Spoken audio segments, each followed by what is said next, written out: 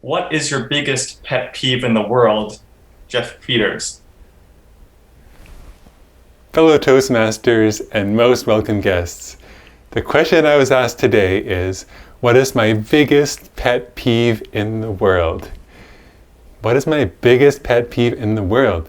There's a lot of things in the world, and I have to pick only one thing to be my pet peeve. Now, first of all, what is my definition of a pet peeve? That would be something that every time it happens, I get annoyed. But a pet peeve, the way it's phrased, means it's something that's not critical. It's not the end of the world. It's just something that I'm mildly annoyed with. So what I would say, fellow Toastmasters and judges, honorable guests, the pet peeve I have the most is when someone has a meeting at work and the meeting is not structured and it does not end with an action item for somebody.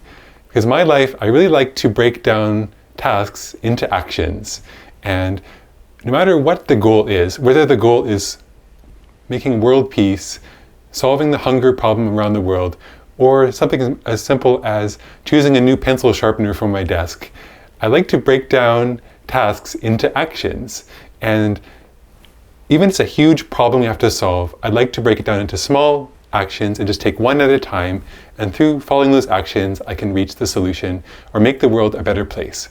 But if we talk for 2 hours in a meeting and we haven't actually decided who's going to do what's the next action item, then I feel like we've failed and I get the feeling of having experienced a pet peeve. I'm a big fan of Getting Things Done methodology. It's an amazing book by David Allen where he talks about a whole system of organizing your life into tasks, organizing them, and then making sure you work on the most effective task at any moment. So even though you have only one thing you can do at once, picking that one thing to do to be the best thing you can do is the single way that I can make my life more effective, be more productive at work. And I also coach that to people that I work with. So in summary, my pet peeve is a meeting that ends with no one knowing what's going to happen next. Thank you, fellow Toastmasters. Well, so what do you find the best about your career or school or whatever you're doing right now? Thanks, James. Yes, so my career, I am a software developer. I worked for SAP, which is a global software company, for the past 14 years. So I may look a little bit younger than I am, but I have been a veteran of the software industry, and I've mostly worked with the front end of the software. So that's like designing the parts of the software that the user actually sees and interacts with.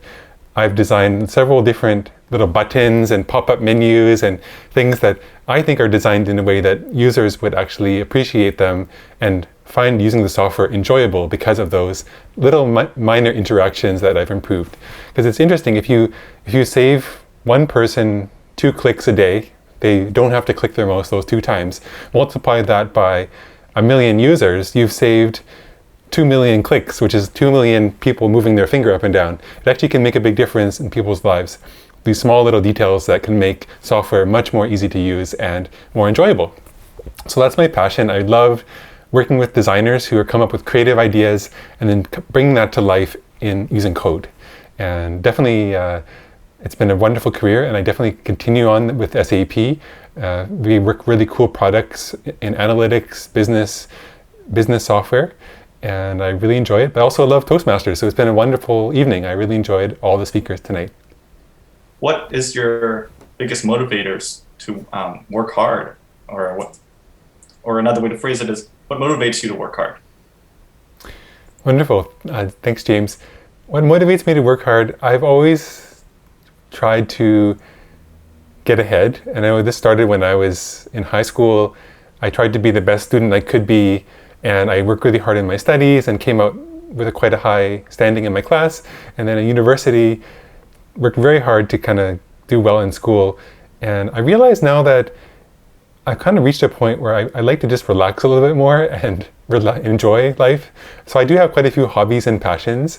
I enjoy videography and making movies, and I enjoy virtual reality, which is a lot of fun. So I create some 3D movies and experiences. And I also play music, which has been a lot of fun. Even though I'm not a professional singer, I've been taking lessons for 5 years with an amazing vocal coach. And just to see myself gradually improving over the years. I think by the time I'm retired, I may be able to sing well enough people like want to pay money to hear me. But right now it's just a passion and hobby. So definitely those interests have kept me going and keep me interested in my life.